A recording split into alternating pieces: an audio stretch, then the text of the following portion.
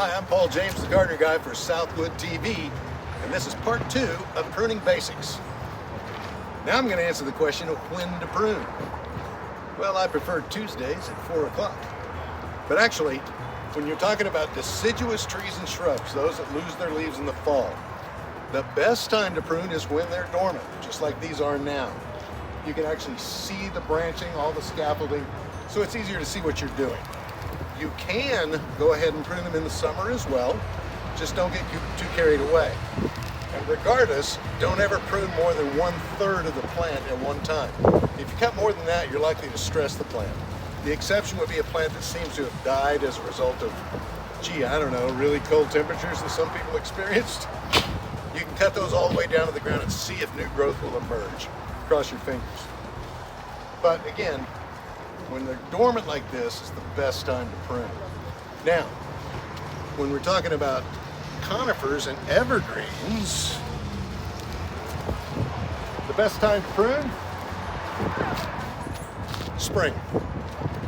Don't do it in the fall because the chances, particularly like a boxwood or azalea, a broadleaf evergreen, but conifers as well, you don't want to prune those late in the year because pruning will result in new growth, and that new growth may not harden up in time before freeze comes, so you may see some damage, some browning.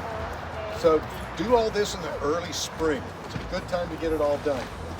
Most of the time conifers don't really need a lot of pruning, but if you have weird growth or you just want to head that plant back a little bit, shear it if you will, then you go ahead and do that in early spring. Let me talk about some exceptions to all these pruning rules. First of all, if it's a plant that blooms in early spring, wait until after it blooms to do any pruning.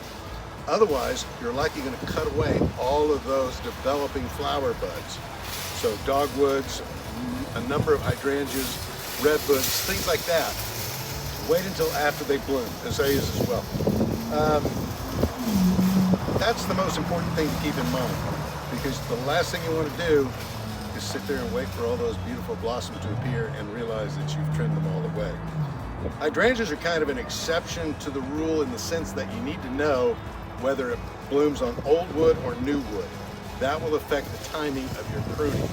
One of the safest approaches, however, with hydrangeas is don't prune them at all. Just saved you a lot of time, didn't I?